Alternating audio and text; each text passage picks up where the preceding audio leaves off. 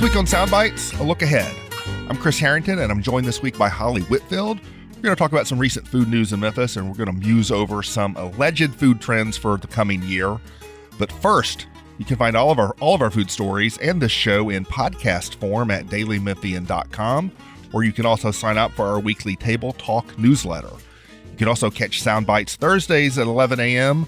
left of the dial at WYXR 91.7 FM, your crosstown radio. Perhaps that is how you're listening now. Or you can subscribe to the podcast wherever you get your audio. Get it straight on your phone. And if you're a Facebook user, we encourage you to join our Table Talk group there as well. What's up, Holly? Hello, we're here in the new year. We're here in the new year. Last we spoke, I think it was a couple weeks ago. We closed out 2023. Now we're looking ahead to 2024. But there's been the interim in between, the transitional period the last couple weeks. I'm interested in what you've been up to. Have you eaten? What's the best thing you've either eaten or cooked since our last pod? Well, so what I did over my Christmas break is I went to Disney World. Nice. And you didn't even win the Super Bowl. I didn't even win the Super Bowl. No, I went with my friends, family, my niece. We had a great time, and everything that we ate was delicious. Like even just the pastry from like the little coffee stand is really good in Disney World. Nice. Legitimately tasty. I don't know if I would have expected that. I haven't been to Disney World since I was like 7. So It is a very different place than it was when I went when I was 20. So it was great. I don't know if I can even pick the best thing, but probably it was, we had a fancy meal, believe it or not, with Snow White and the evil queen and Dopey and Grumpy and the dwarves and all of that. But it was a beautiful multi-course meal with a little mushroom soup. And I got like pork shank slow roasted with grits and whatever. It was amazing. And then the desserts are like little poison apples that aren't actually poison and chocolate. And I want to know more about the poison apples. I've got a picture, but they're just like how little. How do they do that? They're little like just apple shaped kind of tarts. Okay. Yeah.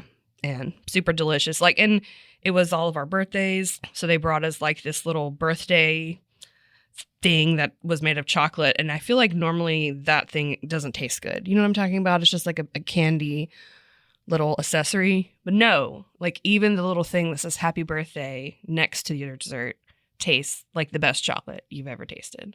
That's why it cost $10 million to eat at Disney World. But yes, that was my memorable food experience. What did you cook up or find that was particularly tasty? So I did have a cooking triumph over the break.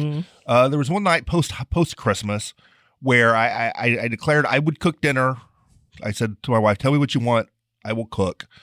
And she said she wanted chicken soup. Chicken tortilla soup, which I make all the time. And I was like, I don't really feel like making that. It feels more summery to me for some reason. And so I thought about it. I said, I'll make some other kind of chicken soup. And I made pho. I've never made pho from scratch. I made pho ga, which is chicken pho. I made the broth from scratch, the bone broth. Wow. It took about 3 hours to do the broth. Most of that is things are simmering. It's not like intensive standing over the oven for 3 hours. But I made it totally from scratch. And it was really good, and it was a hit. Even my 13-year-old ate it up, and so I'm gonna add that to the repertoire now. That's amazing. Did you use a recipe? I used a recipe. We have a cookbook. I don't even remember how it showed up in my house. It was probably a Christmas gift 7 years ago or something. Right. But I've got a Christmas book called the Vietnamese Market Cookbook. That is, I've literally never cooked anything out of, and so I used that recipe, and I bought. Typically when I make chicken stock, like or for other kind of chicken soups, like I'll buy a rotisserie chicken and I'll break it down and I'll use the carcass and make a stock, and it's sort of the easy way. But you wanted something cleaner, for this different kind of flavor profile. So I bought bone-in chicken breast, and I deboned it all myself. Ooh. And fried up the chicken skins as an appetizer and made the bone broth and then had the chicken. And so I did the whole thing. And so I'm feeling good about that. My first excursion into homemade pho, it turned out very well. That sounds perfect. So there we go. Perfectly delicious. That was my hit of the holidays. So before we get into our food trends, some news happening around Memphis over the last couple weeks. Are you a diners, drive-ins, and dives watcher? Not really, to be honest, but I have never seen will. a full episode of the show. I will watch I've it seen bits and pieces. if there's Memphis people on it. Well, So. it turns out, lucky for you. Although one of these episodes, I think, is already aired, which I did not watch. I was not even aware when it happened, but we wrote about it recently. Trap Fusion, sort of a soul food-ish restaurant, jerk, Caribbean kind of stuff, was featured, I guess, on a December 15th episode. I'm a little confused I knew when they were in town. In fact, I wrote about it in our Table Talk newsletter. And in fact, I was at one of the tapings. I was there a day Guy Fieri was not there. It was just his staff. But I was at one of the tapings at Little Betty, and there's a non-0% chance I will be talking on one of these episodes. I don't plan to watch exciting. and find out. I got invited to come, and I was like, okay. And I thought I was coming as like a media person. Yeah. And instead it was just like, it was just random people. Yeah. And so they interviewed me as a random person. Hey guy, what do you think about this but pizza? But I was already there. And so anyway, so who knows if I will end up on the show. But they were here. They hit up several places. They hit up Good Fortune, Little Betty, Trap Fusion, Las Tortugas. I don't know when the Las Tortugas episode is airing. We haven't seen that. But the Good Fortune episode is this week. Hopefully, it hasn't already aired by the time you're listening to this, but it's January 5th. And then the Little Betty episode is January 12th. But I was confused by the fact that they're stretching it out. I just assumed there was going to be like a Memphis episode of Diners, Drive-Ins, and Dives. Yeah, I guess they mix them up amongst the other cities' guy visits. So there we go. I like diners. I like drive-ins. I like dives. The whole Guy Fieri vibe is not quite my thing, but you don't say, yeah. But more power to him. So good for these places to get some attention. Another place getting attention recently, Global Cafe, which we wrote about, was named, and I quote, one of the nation's 100 fastest growing businesses in under-resourced communities by some organization, like whatever. Shout out to that place. Yes. Right? Yeah. Whatever that award is, I'm not going to. Just give them awards. I'm all for it, Yes. So that's a great place. A great success story, Global Cafe. What's something you like at Global Cafe? I know you've eaten there. I've definitely eaten there. I like so many things. I mean, I even just like their tacos. Like, just bring it to me. Juan's Tacos. We talked at some point in the past on this podcast, maybe more than once, about their giant burritos.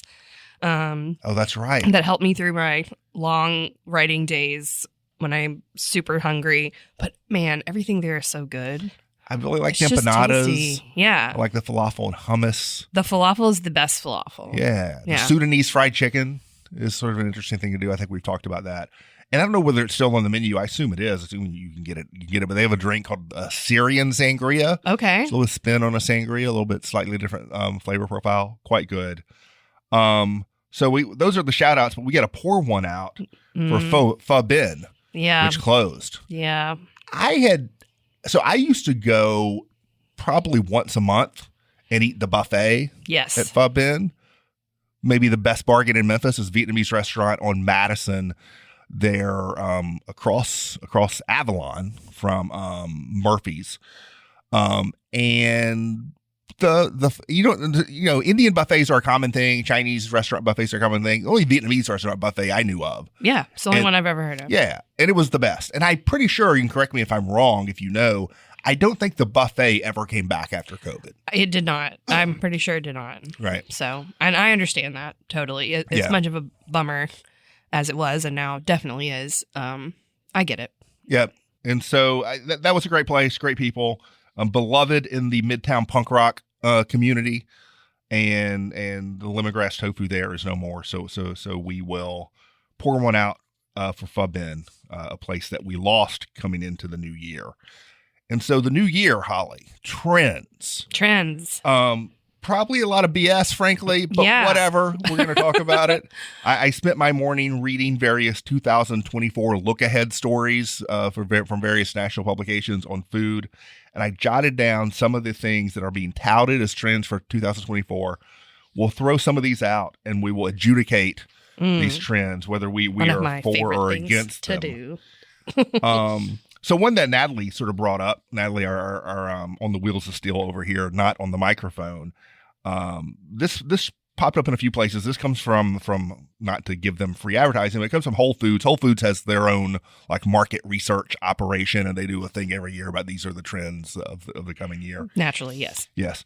And this one is about having plant-based meals be more actually plants, recognizable as plants, right? So the idea is that, this trend we've had of meat alternatives, the Impossibles and the Beyonds and all of that, the tide will start to turn on that, and people will be seeking a return to basics with plant-based products that are tasty, affordable, convenient, and more obviously made from plants, based on ingredients like mushrooms and black beans and walnuts and tempeh and all of that kind of stuff. I am very for this. Me too. Yeah. I am not. This is a little bit more Bianca Phillips territory because neither of us are vegetarians, much less vegans. But I've never been attracted to the idea of things posing as meat that's not meat. Right. Let things be themselves. I would rather eat like a black bean based, burger than something that's trying to emulate beef. It kind of freaks me out a little bit, to be honest. Like, I'm glad that it's there and it's a great option for people. So don't be upset that I said it freaks me out a little bit. But it's just something about like trying really hard to emulate the texture of the meat. And then I look at it and I just keep looking at it and I'm like, but it's not meat. That's great if you like that. But I am also here for give me a black bean burger, give me a veggie patty. Yeah. Like, yeah. So I see this as a positive thing. I know there are people who like, and friends of mine who like the Impossible Beyond Burger stuff. To me, I can very much taste the difference. There's an artificial taste to that stuff that was a real turnoff to me. So in terms of, from a local connection to this, the one place, there are many I'm sure out there, but one place I thought of in particular, because I wrote about it last year, is Lulu's Bakery, which is a plant-based bakery on Poplar Avenue near East High School or T-STEM or whatever it is now. And I remember when I talked to them, they sort of made a point of like that is their philosophy. They want it to look like the actual ingredients. Well, they want to use like whole ingredients and not, even vegan vegetarian stuff can be super processed, and that's not sort of what they're trying to do. Right. And the thing that they do that's popular that to me fits into this is like their sausage and biscuits or whatever. The sausage patties are black-eyed pea. Yeah. It's a black-eyed pea based thing. And it's clearly black-eyed pea, So anyway, plant-based with emphasis on actual plants. We endorse this. I believe in it. I endorse it. You believe it, you endorse it. So something called, and who knows what this is? We should make up an organization and report on trends. Something called the Brand Watch Food Trend Report. Says that solo dining will be a trend for 2024. And the quote from one of the experts here was that, quote, "We expect to see more restaurants designed to comfortably accommodate solo diners. This could mean more bar seating counters or small nooks where solo diners don't feel like people are watching them." I don't know about if we're going to be, I don't know about the change in restaurant design around this. And certainly I think Memphis is late on a lot of trends. So if this is a trend, I don't know if it's something we're going to necessarily see here. I eat solo a lot, especially at lunch. I'm out working, and if like I'm going to taste stuff or whatever I may write about, or even just general, even if it's not work related. And so I have no qualms about eating solo, especially with a book or with a phone, or I print stuff off to read or whatever. Like it's a little bit of time to like, decompress or whatever. I don't see a stigma around it myself. Me either. I have eaten solo many, many times. It's something that I do regularly because of basically all the same reasons you just mentioned. And I'm there and I'm writing my little notebook, or I'm working, or I'm catching up on texts or whatever. I mean, if there's bar seating, then we're good. Like, we're golden. I'll, walk up to the bar and do that. But I do think that a younger generation feels real weird about it. Do you? Okay, I do think that. I don't know exactly why. I don't know if it's related to like the same reason that like a Gen Z or a younger Gen Z like doesn't want to make a phone call.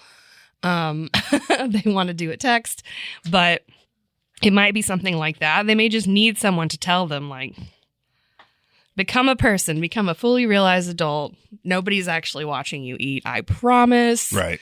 Like nobody cares that much. No it's okay offense. to sit in a booth by yourself Yeah. and like have a meal and Yeah. like, whatever, Just need a little empowerment. But the idea of it as a trend is, I don't know. If we need to make it a trend to encourage people to like nourish themselves even when they don't have like a huge group of Instagram friends to eat with, fine.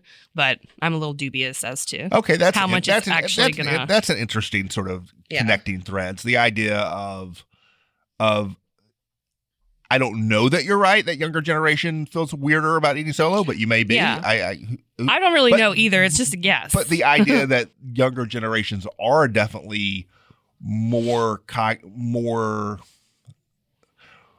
focused on broadcasting their lives, right? And yes. like there's an element of performance and there's and something there with that, and thinking about how you are seen and how you portray yourself. I think social media has created within us. I think those things could be connected. I think that's an interesting idea. Yeah.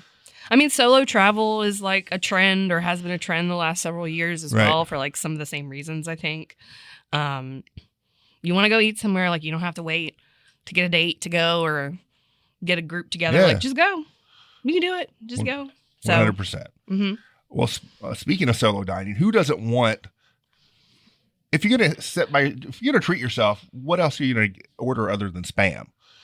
And so something called the menu research group says Spam is going to be a big trend for the coming year. Do you have feelings about Spam?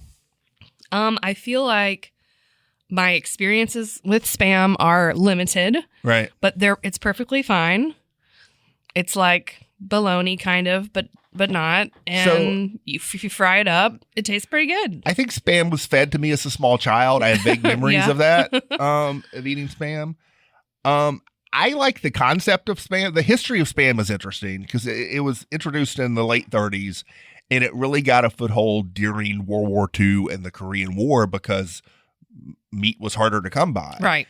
And it became particularly popular in Korea, in Japan, in the Philippines, and these places because of wartime conditions in World War II and then in the Korean War. And it sort of helped a lot of people survive, a lot of years, there. And for that reason, now it's been incorporated. It's very popular in Hawaii, but it's been incorporated in, a lot of fried rice dishes. And that I was going to ask if that's really what this trend is tied to, is some of those like more Polynesian or Asian cuisines. I think that could be. And so, but in terms of Memphis, I do think, and I won't name specific restaurants because I didn't have time to look up menus, but I'm pretty sure you can find Spam in fried rice dishes at various Chinese restaurants around town. But the one place I know of that just has Spam flat out on the menu and things, and maybe they are ahead of the trend, maybe they're leading the trend in Memphis, it's the liquor store in East Memphis. Yes. Because Spam is the meat in their breakfast banh mi. That's right. And if you look at their side dishes, and I don't think this is true of liquor store and broad, but if you look at their side dishes or their side breakfast meats, you can choose your bacon, your sausage, or whatever. Griddled Spam is a thing there for you to choose. And so shout out to the trendiness of Liquor Store East. For having a little spam action on their menu. You're listening to Sound Bites, and we are talking about some potential food trends according to the so-called experts for 2024. I don't know. How do you feel about meal-oriented cocktails? Do we even know what this means? Should I explain what this means? You should explain it. I mean, I could take a guess, but why? So this is from the New York Times. And I'll read a little bit from this section. Thought espresso martinis are special. Meal flavored cocktails would like a word.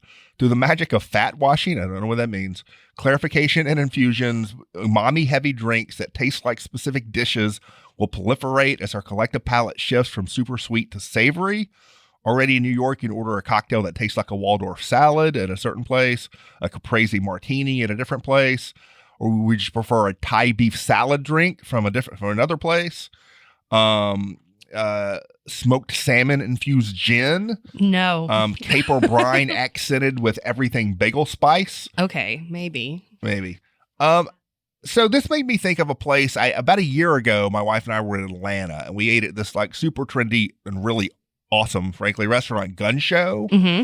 And their drink menu was kind of like this. And what I got, in fact, I found it on my phone. So there was like a drink that had like turnip stuff going on and a sweet potato duck fat. This is on the cocktail menu, a sweet potato duck fat drink.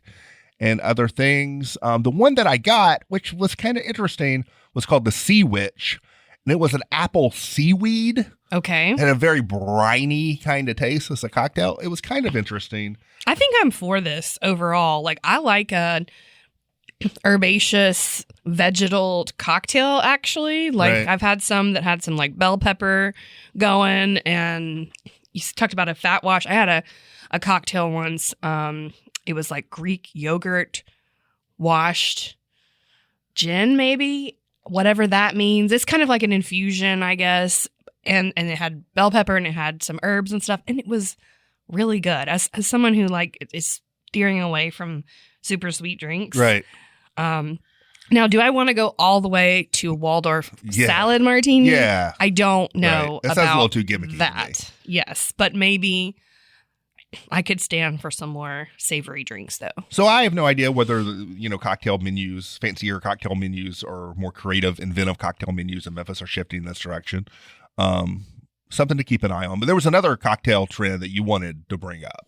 Yes. So, and the research that I did on these trends was I watched like the Today Show's little video that they had Right. about food trends. Excuse me. And one of them was the Hugo Spritz drink, which I had never heard of until I went to 117 Prime with my friend Abby some months ago now. And she was like, "Oh, I want the Hugo Spritz." And I was like, "What are you talking about?" It's like a super trendy TikTok drink. It's like the Aperol Spritz, but instead of Aperol, they use elderflower liqueur, like Saint Germain. Okay. So you kind of lose that bitterness from the Aperol, but it still has Prosecco and soda. So that's what it is. That's all it is. But the bartender, bless his heart, had never heard of this. We tried to explain. Did you whip your YouTube out on your phone? Yeah, we did. Sad to say. We tried to explain it, but somehow it got lost in translation. And what we ended up with was like an Aperol Spritz, like with the Aperol, like orange and all that they also put Saint Germain in, which tasted, it was a 0 out of 10. It was not good. We did not drink it. We had a conversation. We're like, we'll pay for this, obviously, but that's not what the Hugo Spritz is. So apparently that's a trend that has not gone on in Memphis yet. So the same video, I watched the same video. Okay. Today Show, and it's not in my notes, so I can't get it specific with it. But there was another cocktail that they did on this that was like it was not an espresso martini, but it was another kind of coffee-based cocktail. And it was espresso and some kind of Spanish liqueur. And it was only like 2 ingredients. That looked very good to me. Yeah. I can't remember what it was called. It started with a C. But so I can't, I'm sorry, I can't give you more on that. But that's something I would drink. I would drink that, yeah. Yeah. So this is one that was interesting to me. And it's not really, it's sort of a cousin to the plant-based that's actual plants. And this is from Time Magazine. And they talked about quote unquote vegetable forward restaurants, which is different from vegetarian or vegan restaurants. Is right? it now? Like, we can put a little bit of bacon in the collard greens. It's that kind of like ideal of like vegetables, right? And they talked to Matty Matheson, who people may or may not recognize that name, but he's a notable chef restaurateur, but he acts in The Bear. He's the what's his name? I can't remember the character's name, but he's the guy who like fixes he's like the handyman friend. The handyman guy. Yeah. With all the tattoos and everything. So they talked to him, and he says that we are about to see a surge in, quote, vegetable-forward restaurants. He says, "I think people are now understanding how to cook vegetables in a way that's more profound and more exhilarating for their customers and for themselves." Who doesn't want that? Take broccoli, for instance. You might see it grilled or pureed. A chef might stew its leaves with collard greens. Another increasingly popular technique, cooking Brussels sprouts, quote, beautiful, very robust leaves as though they were collard greens, which Matheson describes as especially flavorful. Having more vegetables on the forefront is going to be a big thing. And this ties into something we talked about in the last pod a couple weeks ago, which is the lobbyists. I was going to say. All the vegetable-oriented stuff there. And so I'm way, way into this idea of, I'm not interested, so I'm supportive of other people. I'm not interested in a fully vegan, fully vegetarian restaurants. I am interested in restaurants that have more emphasis on vegetables and make them delicious and make them interesting and sort of can induce us, me particularly, to eat less meat and to eat more vegetable oriented meals. But I don't. But I want to do that, right? And Right. I want places that Acre is prepare another things in a way- place Yeah. that does that really well with just simple vegetables, whether it's like their roasted carrots with the yogurt stuff Right. or anything they make really. But they do the same thing where they're like, this dish is about the vegetable. Like we don't have to have a Yeah. And meat element. And I don't think this is new. I think this is something that's been becoming more frequent in the last couple of years. But I totally buy into this as something that will become even more and more of a trend. Is I think more people want to eat less meat, and I think people want to eat healthier. And I'm into it. Into sort of your point, it doesn't have to be about coming up with a vegetable-based dish to replace your steak as an entree. Right. To me, it's the idea, which I sort of wrote about in our urine thing, of like the Southern vegetable plate idea, but in a different kind of way, of being able to sort of mix and match different stuff and really like feast on interesting vegetables. So I'm an endorser of the vegetable-forward restaurant trend if it is an actual trend. Yes, I am with you. How do you feel about buckwheat? No feelings about buckwheat. I don't really have feelings I about have buckwheat none either. feelings about it. It's not. It's apparently, I did a little research. It's not really much of a wheat. It's a different kind of thing. It's considered a pseudo cereal, but it's like healthy and natural and all that kind of stuff. I know that at Cafe Eclectic, the pancakes there, Pookie's Pancakes, my beloved Pookie's Pancakes, they used to advertise those on the menu as being buckwheat pancakes, and they don't anymore. I wonder if there was truth in advertising on the front end because they didn't taste like they tasted like pretty normal pancakes. That's the only thing I could think of where I've seen buckwheat mentioned on a menu anywhere in Memphis. I can't think of it either. I'm sure I've come across it, and I'm always like, okay, sure, why not? How do you feel about spicy drinks and spicy desserts? Okay, I'll try it. I'm not really other seeking people it are gonna out. get Like spicy smoothies, excited. spicy ice cream, that kind of thing. I don't need that. Yeah, I like spicy, but I don't need it in everything, you know? But anyway, that's a trend. That's another Whole Foods trend. Ice cream, smoothies, juices. The one thing I thought of Memphis-wise to connect to that, and it's been around a long time, but a la Michoacana, you can get like chili mango paletas and get that kind of thing going there. Let's see. I think we're about to run out of time. Tamarind apparently is going to be big. Okay. I gotta say, I like a tamarindo, like Dorito soda. I like a tamarind agua fresca. I don't think I've ever cooked with tamarind in my life, so maybe I need to do that in 2024. Vinyl bars, Delish says vinyl bar. I think vinyl bars have sort of been a thing. That's places to drink and listen to people spin records. Central Station downtown, classic example of that. And something called Third. This is, we don't have time to get into this. There's some other stuff too. If you look around on the internet, if you want to read about trend stories, we'll just see what happens in the coming year. Yeah, And Memphis is always interesting in the way that it embraces or ignores trends. That's right. And or gets them 5 years later. Right. What we should have done, idea for next time, I should have found a food trends of 2022 look ahead story and seen how many of those actually hit Memphis, right? I've done that before. I don't remember any of the information I found out. Maybe that would be a fun one. Even like 2020 for food trends and see what we had coming through. Yeah. All right. So that has been the show for Natalie, the podcast gremlin, not on the microphone. And for Holly, I'm Chris. Thanks for listening. Talk to you next time.